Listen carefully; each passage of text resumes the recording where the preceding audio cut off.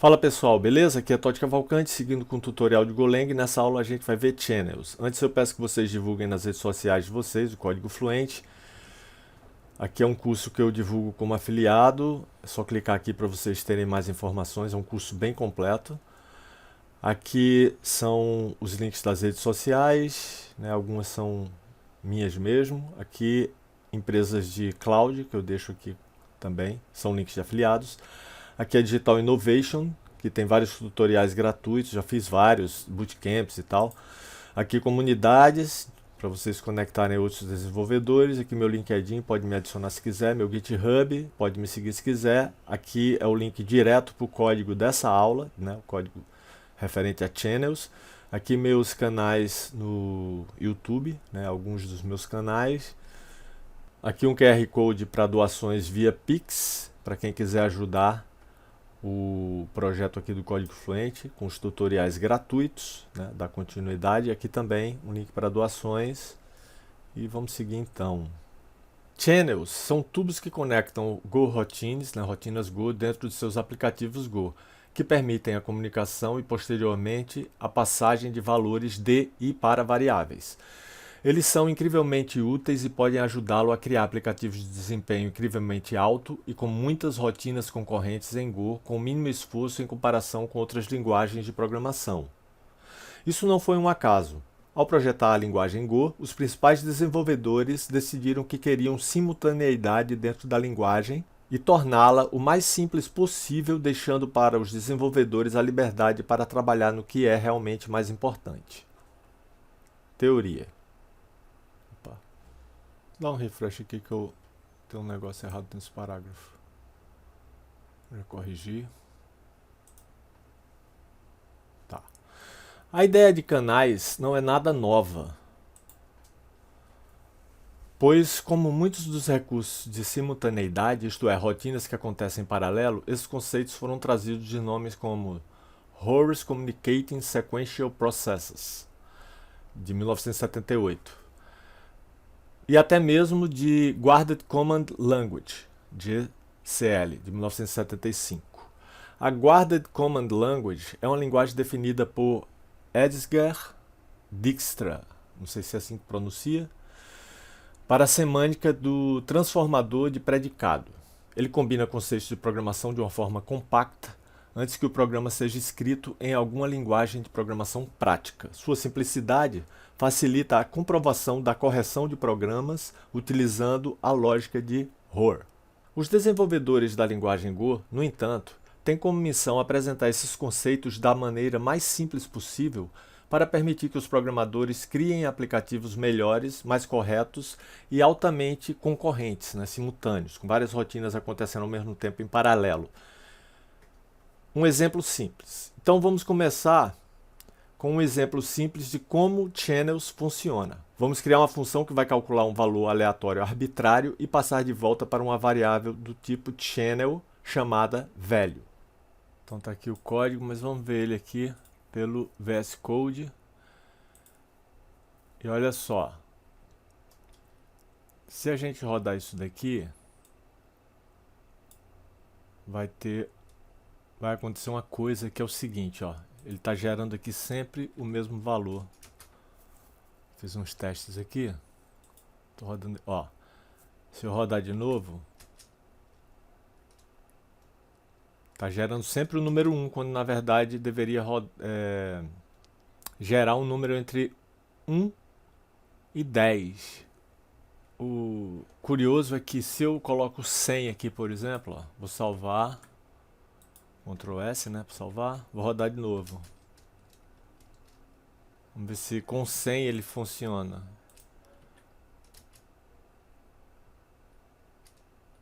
Ah, não, também não funciona. Ele está gerando sempre 81, né? E quando eu coloco 10... Opa, foi mal aqui que eu dei um Enter, Ctrl S.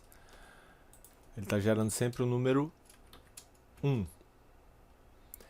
Então é como se ele mantivesse o mesmo seeds. Para qualquer número aleatório gerado por uma máquina, a máquina não é capaz de gerar um número aleatório, né?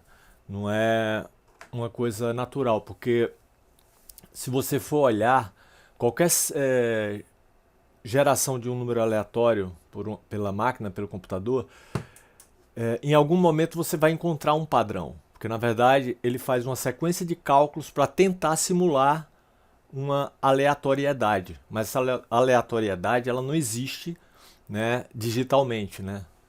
O computador não é capaz disso. Então, o que acontece é como se, quando a gente... Isso tem muito em análise de dados, em ciência de dados, né? Quem conhece Python sabe. Então você, em redes neurais, por exemplo, você precisa inserir uma certa imprevisibilidade, uma certa aleatoriedade nas redes. Então você trabalha muito com geração de números aleatórios. E normalmente você tem um seed.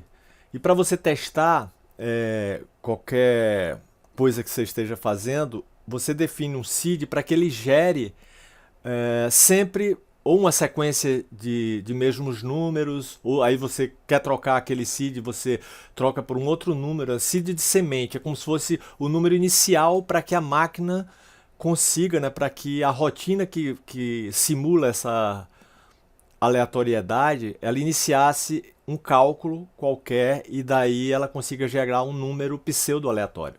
Né? Então, normalmente existe esse termo que chama seed, de semente, que é como se fosse um valor que você insere ali para que a máquina, a partir daquele valor, ela inicie, né, uma série de cálculos e cuspa lá um valor de saída que seja aparentemente aleatório. Mas no final das contas, se você for analisar mesmo, fizer uma análise, você vai acabar encontrando algum padrão, né? Como eu já falei. Então, o que me parece que acontece, eu não tenho certeza, mas aqui quando eu comecei a rodar esse código, né? Estou fazendo aqui, primeira vez que estou rodando esse código aqui junto com vocês, e aí eu notei que estava gerando sempre o mesmo número. Então, na verdade, o que parece é que ele, por padrão, ele já é alimentado por alguma seed fixa. Entendeu? Que aqui no caso, quando eu coloco 10 eu rodo, esse seed está fazendo com que ele gere sempre 1. Então o que a gente tem que fazer para contornar isso? A gente tem que gerar um seed diferente para cada vez que a gente rodar o código. E a gente vai usar o time para isso. Vou mostrar. E quando eu coloco 100, ele está gerando sempre 81. E se eu colocar qualquer um número aqui entre 0 e 1000, também ele vai gerar algum número, mas se eu rodar vai ficar sempre cuspindo aquele mesmo número, apesar dessa função rand ser de randômica. Mas é como se eu estivesse passando para cá um seed sempre igual a um número lá qualquer, um 9. Então essa função é alimentada com um número, ela sabe que ela tem que gerar um número de 0 a 10, mas sempre alimentado com um seed, quer dizer, os cálculos para gerar esse número, ela começa através de um valor de entrada para iniciar os cálculos e tentar simular essa randomização. Né? Então, por isso que eu acho que o que acontece é isso, ele trabalha com algum seed fixo e daí ele vai gerar sempre o número 1 aqui no caso. Então o que a gente vai fazer para solucionar isso, eu dei uma olhada aqui no Stack Overflow, e aí eu achei isso daqui, tá vendo, ó? Ele vai gerar um seed, né? Só que não é isso daqui não, peraí. É isso daqui.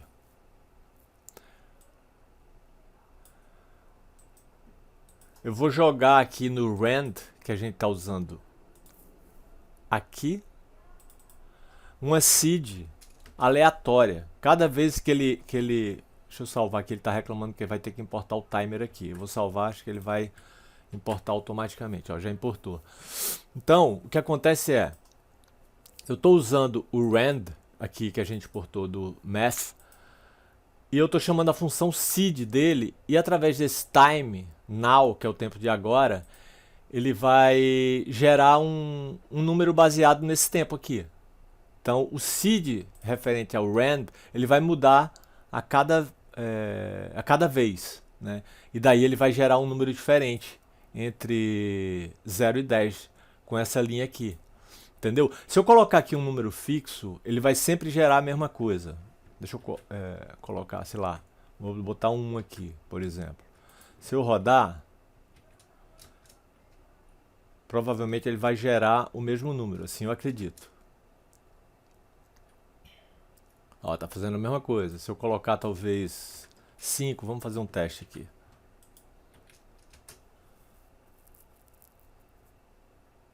Ó, já rolou outro número aqui, tá vendo? Se eu rolar de novo,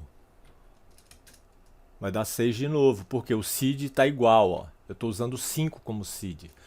O seed é só um valor inicial para que o rand comece a fazer vários cálculos malucos lá, que eu nem sei, a gente não sabe como é que é por dentro, você pode até ver o código e tudo, mas na verdade é uma sequência de cálculos que gera um número pseudo aleatório. Então quando a gente coloca isso daqui, ó, eu estou usando o time, e o time está passando o tempo todo. Se ele está passando o tempo todo, claro que aqui dentro, né, vai ficar mudando esse número, não vai ser um número fixo que vai para o seed. E daí agora, vou salvar, a gente vai rodar e vai ver que agora sim vai gerar um número sempre aleatório a cada vez que eu rodar, entre 0 e 10. Olha lá, deixa eu ver se eu salvei. Ó, 9, tá vendo? Agora funcionou. Por quê? Porque o tempo vai passando e aí a cada vez que eu rodo, esse número aqui, ele vai mudar. Entendeu? Esse número que eu estou alimentando como seed do random. Do rand, né? A função é rand, de randômico. Ó lá, tá vendo? Então, na verdade, esse código, eu tenho que acrescentar essa linha lá no post. Vou fazer isso logo para não esquecer. Tá? Não sei se vocês conseguiram entender. Isso daqui foge ao escopo da aula, tá? Foi só porque eu rodei o código e vi que não estava funcionando esse random aleatório, né? Mas o que a gente está vendo mesmo é essa parte daqui, né? Dos channels, tá? Essa função calculate value, ela recebe um channel, né? Values que a gente está criando ele aqui, ó. Aqui com esse make, esse comando make, a gente consegue criar slice, enfim, várias coisas, inclusive o channel. E aqui a gente está criando um channel unbuffered, né? Que não tem buffer, sem buffer. Esse channel vai ficar nessa variável value que a gente está passando aqui, ó, para essa GoRoutine calculate values, né? Por isso que a gente está usando aqui, ó, Go, lembra da aula passada? E a gente passa esse channel values, que a gente criou ele aqui na linha 18, para cá. Aí a gente roda essa linha, que aí ele vai gerar, por causa do time now aqui, um seed sempre diferente, né? E daí aqui ele vai conseguir gerar um número entre 0 e 10 sempre diferente a cada vez que eu rodo, tá? Isso daqui, ó, o defer close, tá aqui, até deixa eu deixar assim só para não confundir. Esse comentário aqui explica, né? Ele adia o fechamento do canal, vou tirar esse hour, até o fim da execução da função main. Então isso daqui, essa linha 21 aqui, ela serve para isso. Aqui é a própria chamada da GoRoutine calculate values, passando o values, que é o nosso channel. Esse Go aqui é porque a gente está criando essa GoRoutine. E aqui, ó, receives a value from our values channel. Aqui é o recebimento do valor por parte do channel que a gente criou. E aqui a gente imprime esse valor. Tá? Então esse é o exemplo simples. Eu ainda não coloquei no post, vou acabar esquecendo, mas eu vou colocar. Olha lá. Copiar logo aqui. Deixa eu dar um pause aqui para fazer a mudança. Corrigir, deixa eu dar um refresh aqui para ver se já está aqui.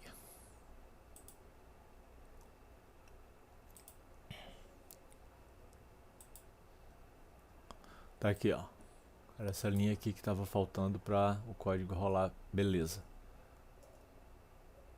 Botei em todos. Então é isso. Aqui, ó. Toda essa parte aqui é a explicação. Entre 1 e 10 aqui tá errado. Deixa eu corrigir.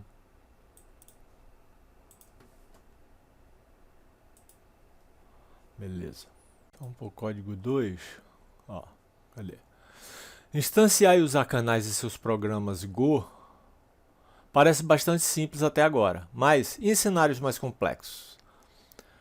Unbuffered Channels. Usar um canal tradicional nas coroutines às vezes pode levar a problemas de comportamentos inesperados da aplicação. Com canais tradicionais sem buffer, sempre que uma coroutine envia um valor para este canal, essa coroutine bloqueará posteriormente até que o valor seja recebido do canal. Vejamos isso em um exemplo real. Se dermos uma olhada no código abaixo, é muito semelhante ao código que tínhamos anteriormente. No entanto, estendemos nossa função calculateValue para executar o println depois de enviar seu valor calculado aleatoriamente para o canal. Em nossa função main, adiciono uma segunda chamada ao calculateValue. Portanto, devemos esperar dois valores enviados para este canal em uma sucessão muito rápida. Então vamos copiar esse código aqui e colar lá. Aqui é a saída, ó.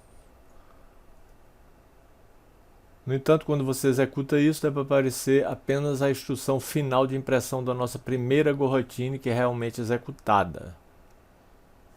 A razão para isso é que nossa chamada aqui, cadê? Aqui, ó.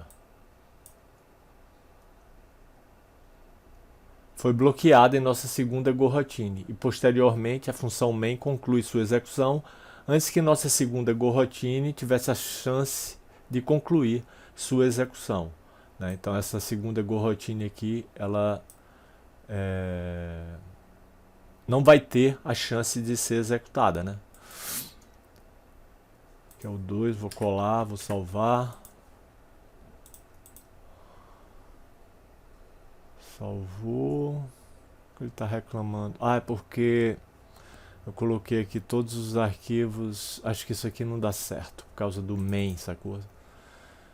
Então eu vou ter que fazer o seguinte. Ao invés de... Eu não vou criar arquivos, vários arquivos aqui dentro, não. Vou fazer igual eu fiz na aula passada.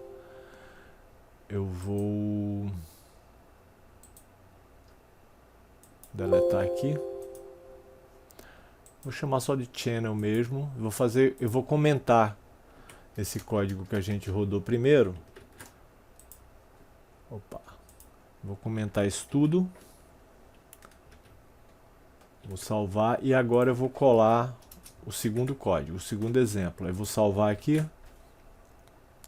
Então tem os imports, a mesma coisa aqui, né? Vamos rodar aqui só para ver a saída. Deixa eu dar um CLS. Ah, lógico. Eu deletei o Go Routine 1. Agora é só o Go Routine não, Channels underline 01 que eu estava rodando, né? Esse arquivo não existe mais. Então o arquivo agora eu mudei o nome, então é só Channels.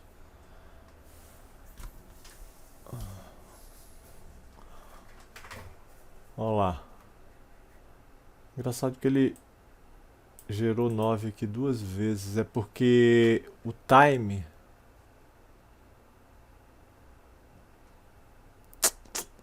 Será que eu... esse time now, eu não sei como é que...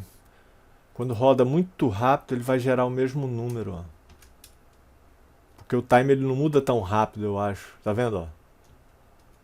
As duas coroutines tá sempre gerando o mesmo número. Deu CLS aqui. Vamos tentar imprimir, ó, isso aqui só para ver os números se está gerando realmente o mesmo seed. E olha lá, aparentemente sim.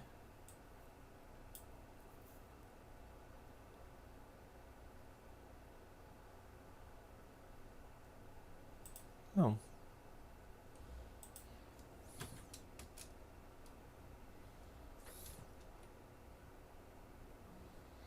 Ó, agora gerou diferente aqui. Deixa eu ver aqui se esse seed está sendo o mesmo, será? Ó.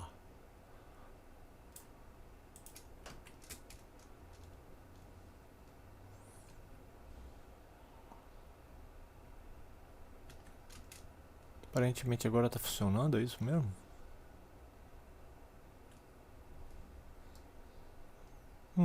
Tá funcionando sim agora. Só o fato de eu ter colocado aqui esse... agora já gerou igual de novo, tá vendo? Ó. Só o fato de eu ter jogado esse comando aqui de print aqui, ele já levou um tempinho a mais o suficiente para conseguir gerar seeds diferentes aqui na linha 39. Só o fato de eu ter colocado esse print aqui. Porque antes não tava não. Vou até comentar a linha para a gente testar de novo. De novo, isso daqui, só lembrando, né? Isso aqui não tem nada a ver com o escopo da aula, tá? Mas já que estamos mexendo com número aleatório, a gente aproveita para estudar um pouquinho, né? Vamos de novo. Olha lá, 0, 0, 0, certo? Vamos ver de novo. Tá vendo? 999. Porque o seed com essa linha 39 não está dando tempo dele mudar sempre o número. Quando eu insiro mais essa linha,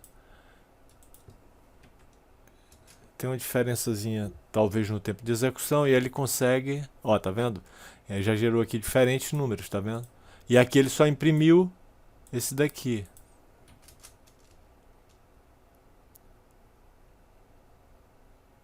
Olha lá. Tá vendo que de vez em quando, ó, aqui ele colocou esse print aqui, que é o print do esse aqui, ó, calculated random value, né? E esse cara daqui, né? Aqui ele imprimiu seguido. Você vê que aqui nessa outra execução, como é assíncrono esse código, aqui, ó, ele gerou esse, aí imprimiu esse cara daqui de cima, depois imprimiu a outra, né? Isso daí pode acontecer a cada vez que você rode, já que é assíncrono. Tá vendo, ó? Aqui foi tudo seguidinho, tá vendo? Aqui também. E gerou igual, inclusive.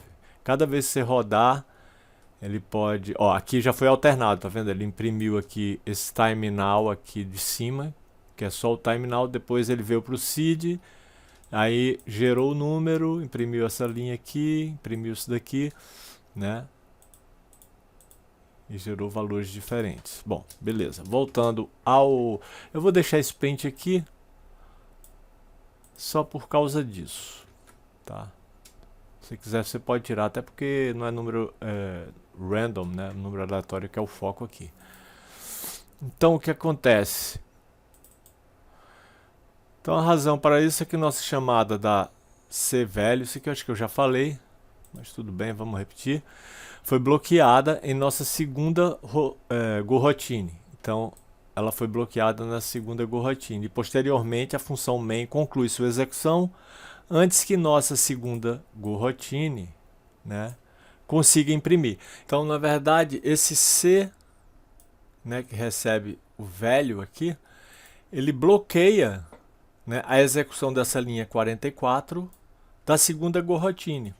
Por isso que a gente só vai ver essa linha aí 44 impressa só uma vez. Vamos rodar de novo aqui. Ó, tá vendo? Vou rodar de novo. Deixar CLS aqui.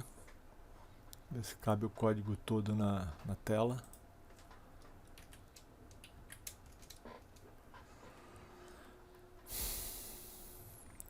Olha lá. Ele só executa esse print aqui da linha 44 uma vez, porque aqui a linha 43 ele bloqueia na segunda goroutine. Isso que foi dito aqui nesse parágrafo. Aliás, eu já inclusive ajeitei aqui as saídas. Deixa eu dar um refresh aqui. Olha lá, coloquei assim. Então, isso aqui já foi. Então vamos aqui para os buffered channels. A maneira de contornar esse comportamento de bloqueio é usar algo chamado de canal em buffer ou canal com buffer, né? Um buffered channel. Esses canais em buffer são essencialmente filas de um determinado tamanho que podem ser usadas para a comunicação entre as rotinas Go, né, as Go routines. Para criar um canal com buffer, em oposição a um canal unbuffered, né, que foi o que a gente viu, fornecemos um argumento de capacidade para o nosso comando make. Então, na hora que a gente usa aqui o make, a gente diz quantas rotinas que a gente vai ter. Então, no caso aqui, se a gente colocar 2 aqui na hora que a gente está criando aqui, como a gente tem duas Go routines aqui, né, linha 52 e 53, teoricamente, vamos ver aqui, vou fazer o teste até antes de terminar de ler lá, vamos ver. Olha lá, tá vendo? Agora ele imprimiu 2 vezes, tá vendo? Se eu colocar um aqui, vai acontecer a mesma coisa, é a mesma coisa que deixar sem nada aqui. Vamos fazer o teste. Salvou, rodar de novo.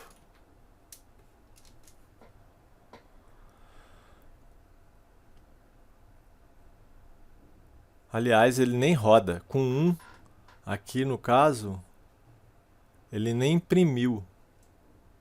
Sacou? Então, quando a gente deixa sem nada, ele imprime só uma e aí bloqueia e não executa essa parte aqui do código, né? Olha lá. Se eu colocar 1, ele não imprime nem na primeira vez, fica bloqueado direto pelo jeito, né?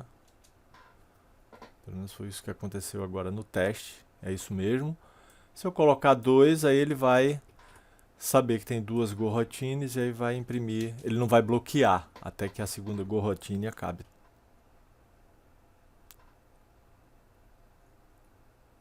Ué, peraí. Algo errado. Não sei aqui, deixa eu ver.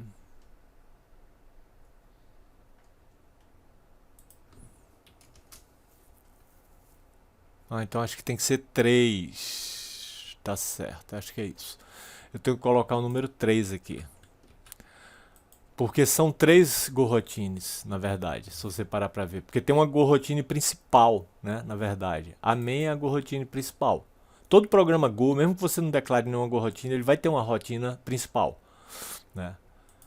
Então, se eu coloco 1, ele vai bloquear inclusive na primeira Go routine da linha 52. Se eu coloco 2, ele vai se eu não coloco nada, ele vai conseguir imprimir aqui só uma vez, porque ele vai conseguir executar ainda uma Go routine, se eu não colocar nada aqui.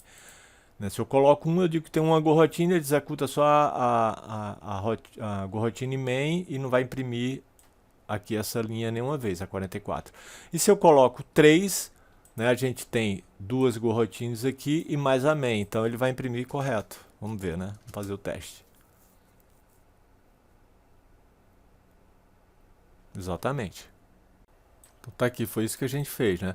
Alterando isso para um canal com buffer, nossa operação de envio, né, aqui que a gente está enviando o valor lá, o aleatório, né? Apenas bloqueia dentro das Go routines se o canal estiver cheio. Então, quando eu coloco 1, ele tem a rotina principal e aí ele bloqueia porque ele considera que está cheio, né? Quando eu coloco 3, né, ele tem a rotina principal, a Go rotina principal e as outras duas que a gente criou. E aí ele consegue imprimir aquela linha lá, né, que a gente viu. A 44 aqui do código, essa daqui, ó. Vamos modificar nosso programa existente para usar um canal em buffer e dar uma olhada na saída.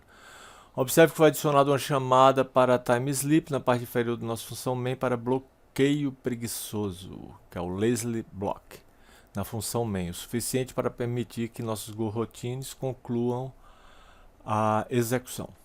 Então vamos copiar aqui direto tudo. Esse time aqui que ele está falando. Fazer a mesma coisa, ó. Vou comentar esse código todo aqui, ó. Aqui embaixo. Vou colar.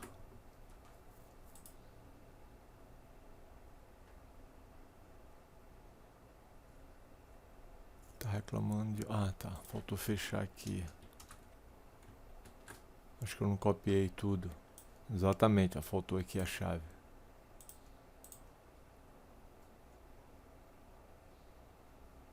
Então, ó, tá tudo igual aqui, ó, não mudou nada. Eu vou até colocar aquele print da outra que aqui eu não coloquei.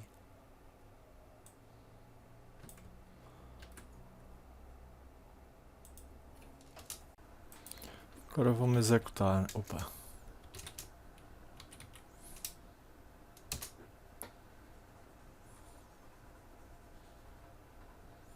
Ó.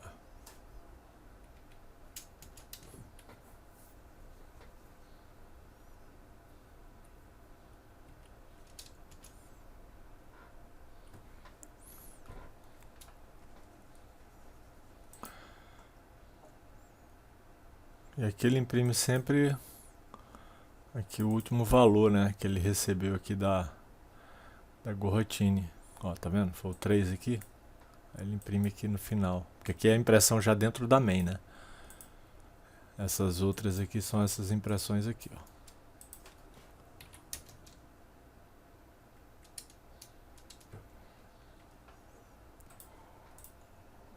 Ver se tem mais alguma coisa aqui. Agora, quando executamos isso, devemos ver que nossa segunda gorrotine de fato continua sua execução, independentemente do fato de um segundo recebimento não ter sido chamado em nossa função main. Graças ao time sleep, podemos ver claramente a diferença entre canais sem buffer e com buffer, né? Unbuffered e buffered channels.